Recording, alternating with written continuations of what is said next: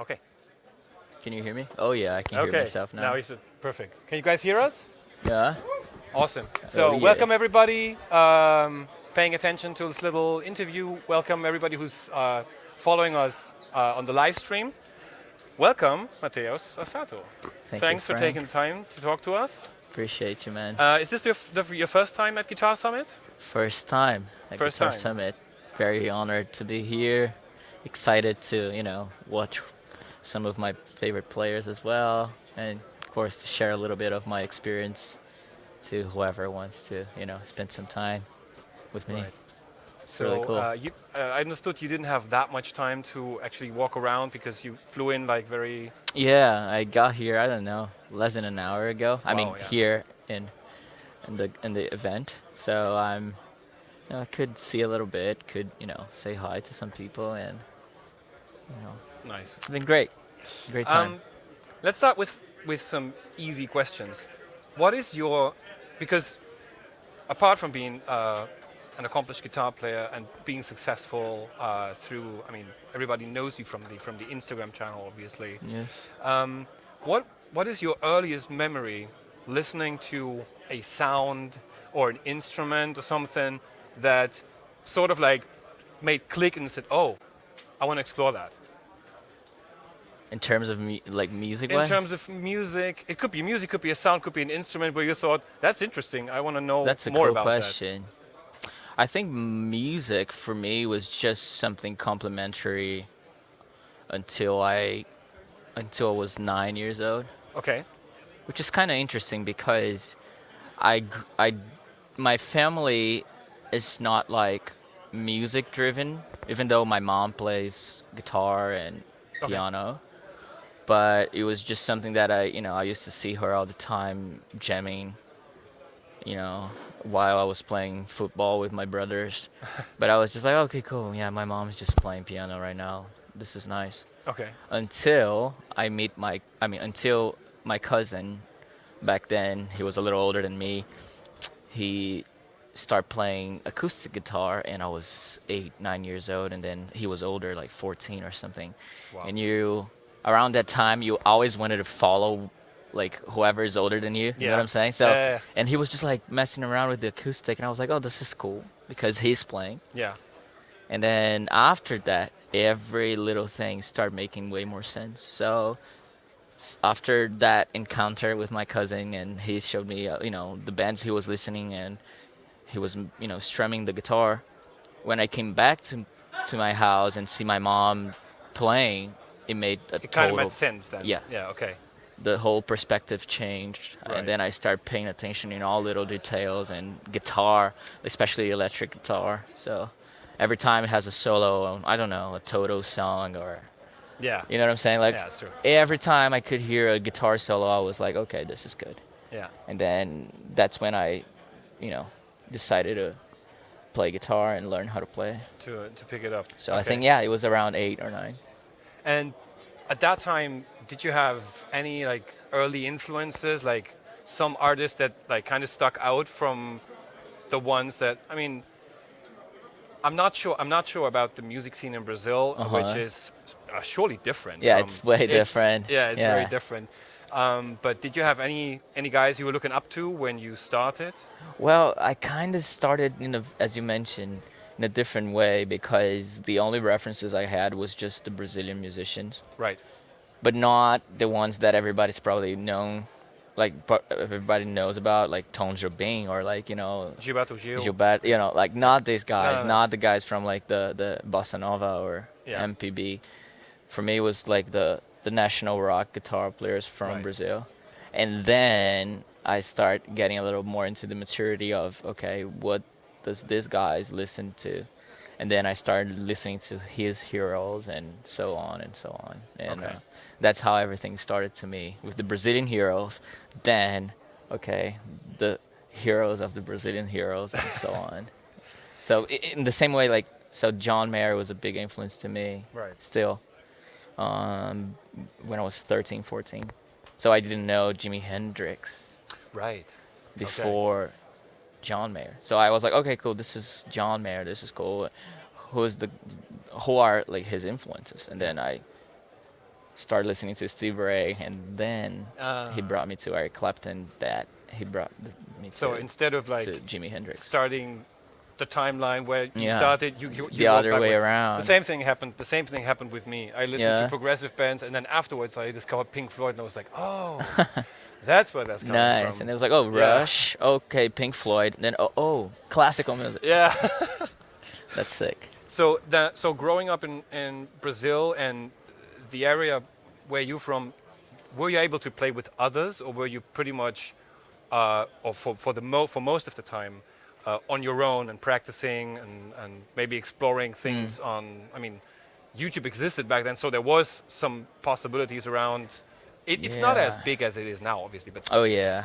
Well, I would say YouTube was there, but just feel like musical stuff. Yeah. You know, I just remember the Canon Rock video of this guy. I don't know if you saw. Do you know this video? Do you guys know this video? The Canon Rock performance. This guy wearing a hat. That was probably the only YouTube video I can think of from that era. You know, so. Comparing to now, where you just click one thing, you can just see like thousands and thousands of other people's playing guitar. yeah. But So, you didn't have a, there wasn't a community or something no, where you could like cling nothing. into and then jam with people and No, no.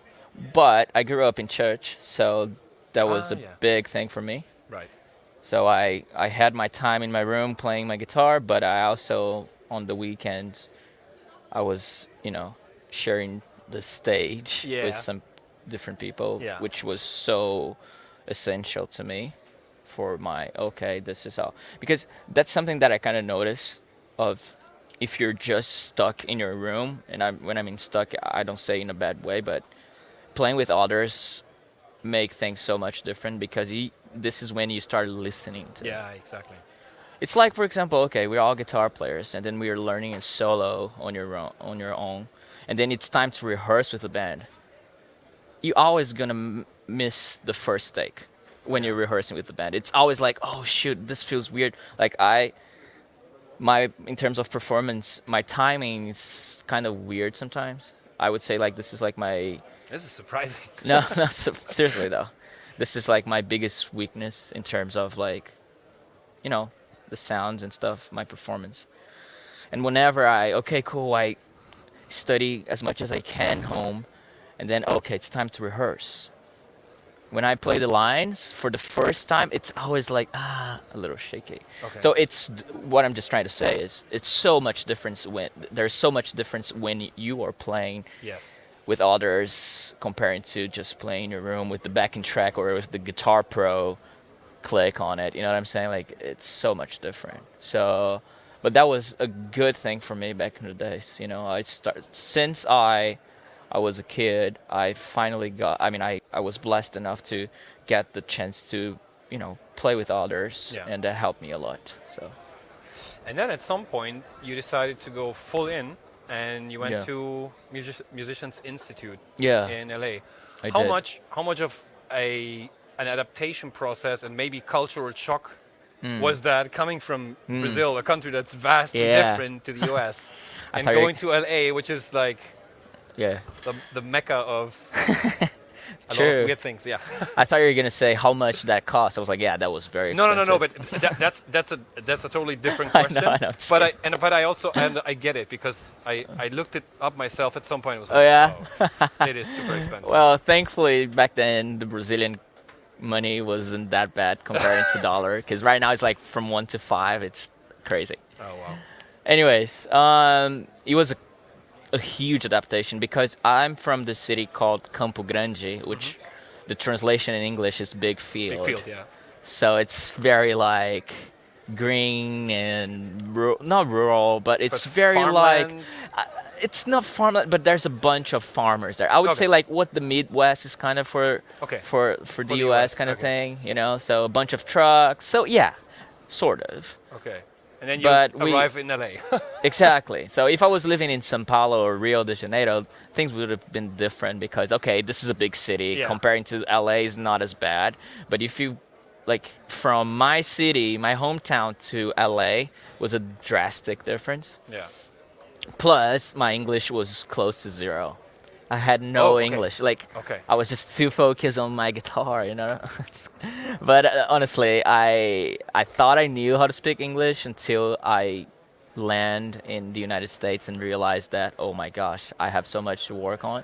Same Yeah. thing with the guitar there as well. When I moved to the music college, I was like, whoa, this is the only thing I know, the pentatonic shape, one shape, and that's it, you know.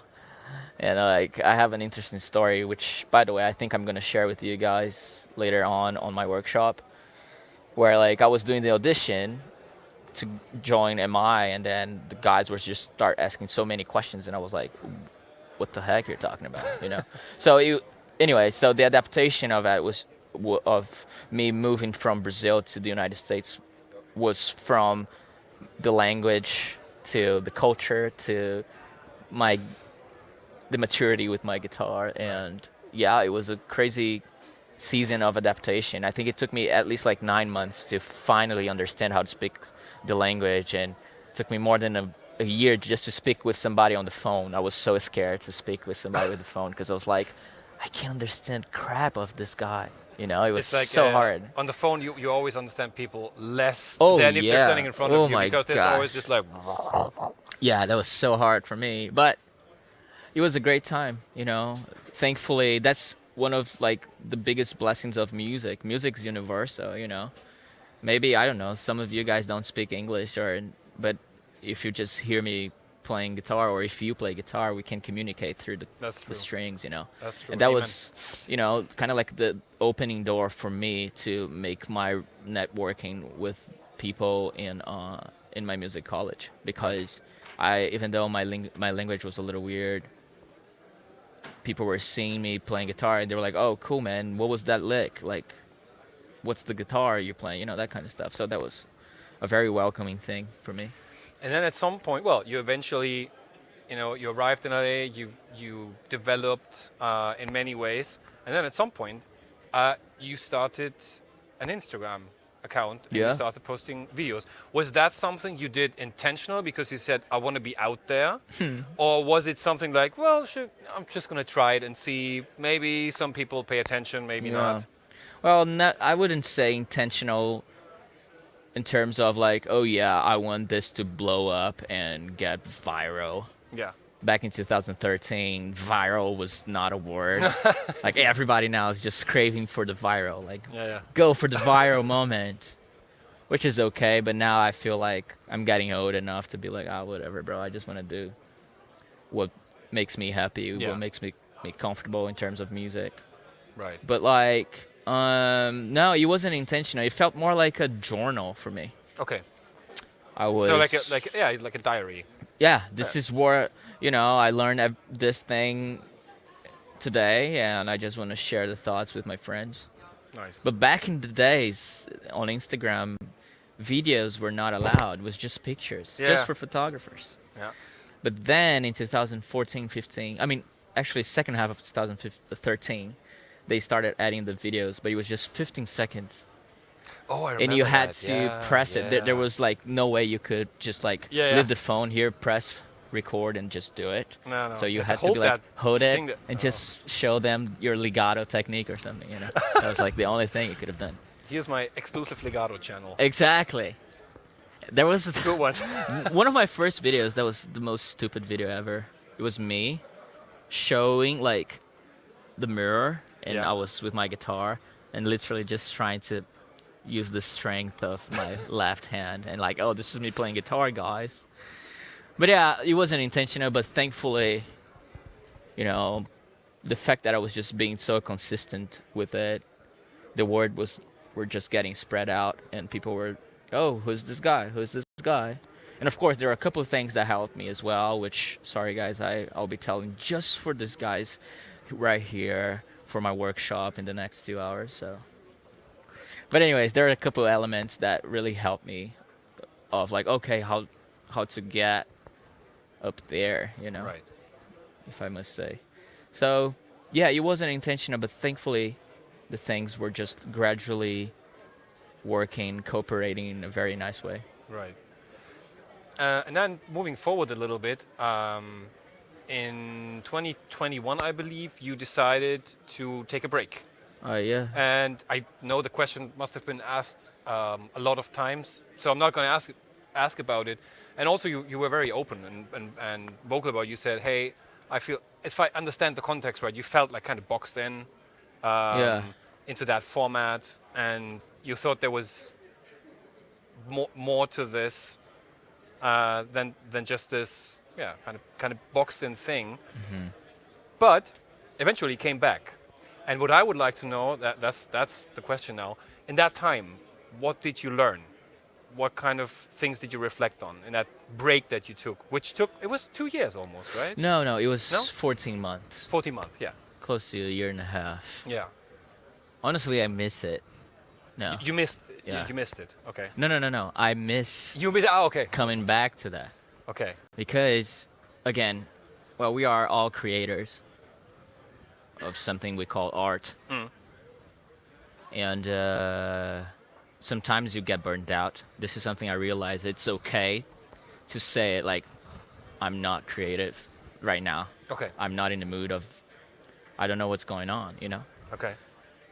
And to me, was, I think it was a very, of course, if you are in a good place, a break is always a must, you know? It's important to have that. So the first thing I was just like listening to different types of music. But the most important thing for me was to just not think of, oh, I gotta make something. The pressure that's connected Yeah, with I that. was just listening music for the heck of it. It's like coming back to the reason why you make music. Because someday, back in the day, you listened to, I don't know, a Slash solo or Paul Gilbert solo, and that touched you in a way that you couldn't control yourself of like, I need to do this. Right. This is amazing. This is contagious.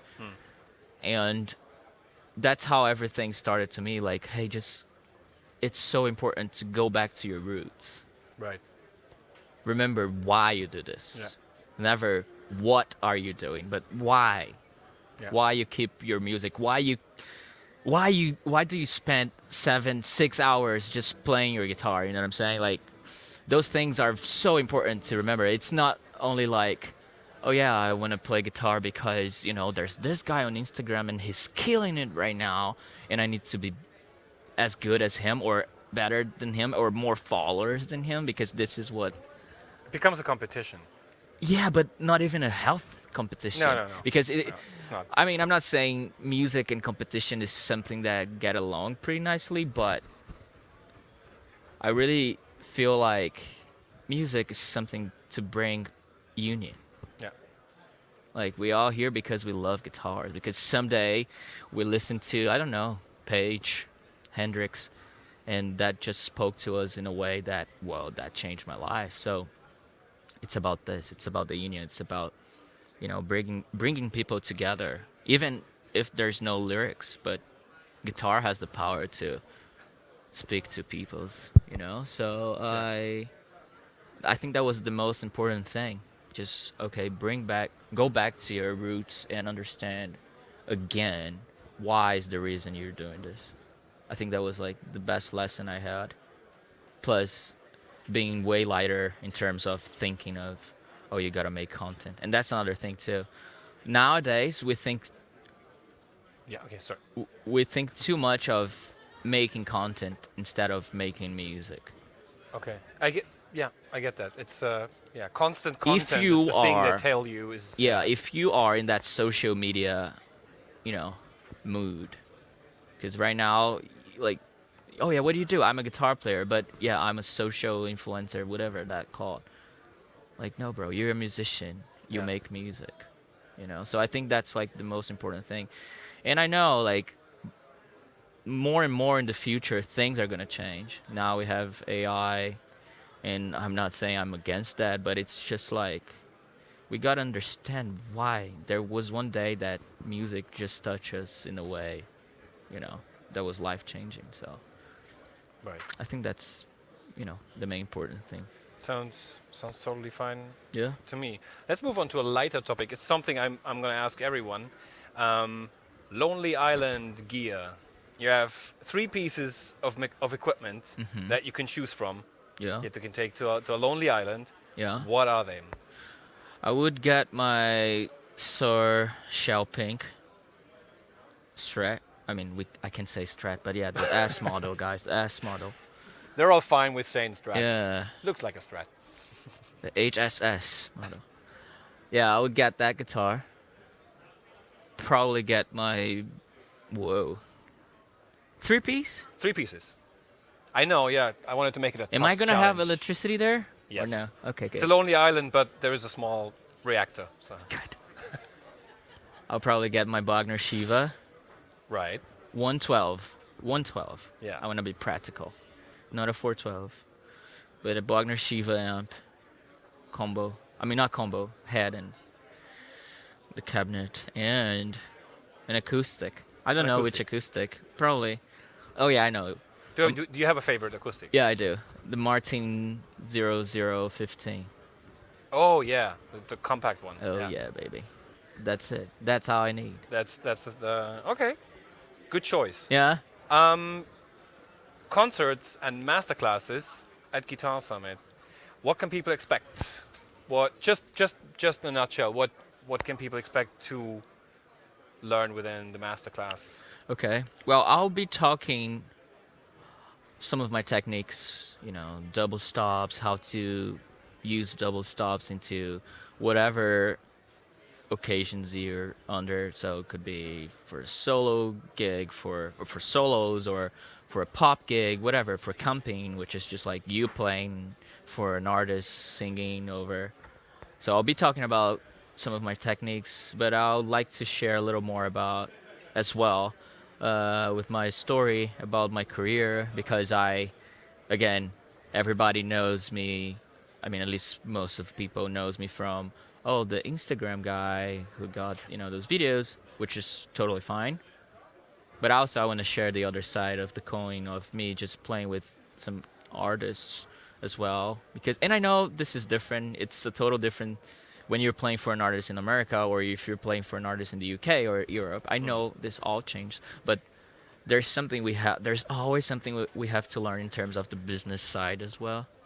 Oh, it's important. Like 100%. in terms of like the money, the contract, and stuff like that. So I want to share a little bit of that and things, because those were the things that I wish I'd known before. Right.